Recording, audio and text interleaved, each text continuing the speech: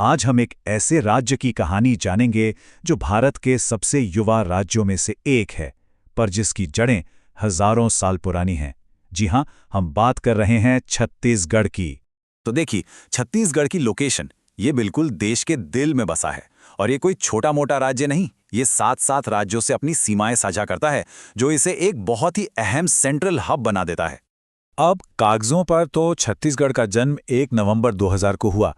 मध्य प्रदेश से अलग होकर ये भारत का 26वां राज्य बना। लेकिन जैसा मैंने कहा, इसकी कहानी सिर्फ इतनी नई नहीं है। इसकी अपनी पहचान तो सदियों पुरानी है। तो सवाल ये उठता है कि अगर ये एक इतना युवा राज्य है, तो इसकी प्राचीन कहानी क्या है? और यहीं से छत्तीसगढ़ की सबसे दिलचस्प परतें खुलना शुरू होती हैं। चलिए इसमें थोड़ा और गहरा उतरते हैं। छत्तीसगढ़ नाम तो बाद में आया। इससे बहुत पहले इस जमीन को एक और नाम से जाना जाता था। एक ऐसा नाम जिसकी गूंज हमारे प्राचीन इतिहास में आज भी सुनाई देती है। इसका सफर देखिए कितना लंबा है। प्राचीन काल में जब पुराने ग्रंथ पढ़ेंगे तो इसका जिक्र दक्षिण कोसल के नाम से मिलेगा।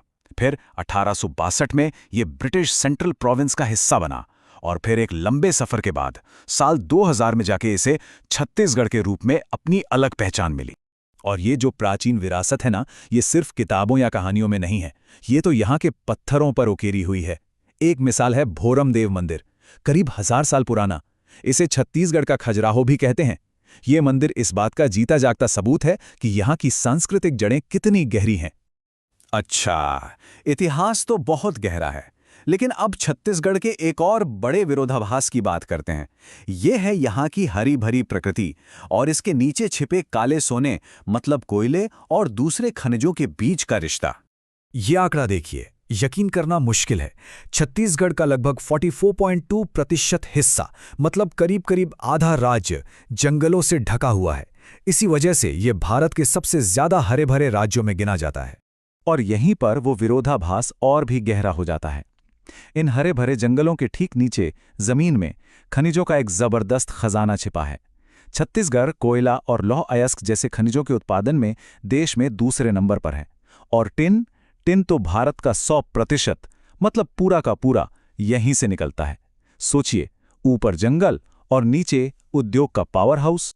तो ये जो प्रकृति और उद्योग का एक साथ होना है, इसका असर यहाँ के समाज और लोगों पर भी दिखता है।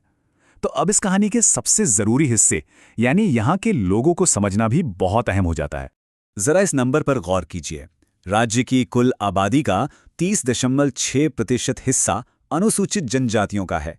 मतलब लगभग हर 3 में से 1 व्यक्ति आदिवासी समुदाय से है। ये देश में सबसे ऊंचे प्रतिशत में से एक है। यही वजह है कि छत्तीसगढ़ को भारत का सांस्कृतिक गढ़ भी कहा जा सकता है। और जब हम आदिवासी कहते हैं तो इसका मतलब कोई एक समूह नहीं है। यहाँ 43, जी हाँ, 43 अलग अलग आदिवासी समूह रहते हैं, जो आगे 161 उप समूहों में बटे हैं। हर समूह की अपनी भाषा, अपनी कला, अपनी परंपराएं हैं। एक जीता जागता सांस्कृतिक ताना बाना। खासकर बस्तर का इलाका, जिसे तो जनजातियों की भूमि ही कहा जाता है।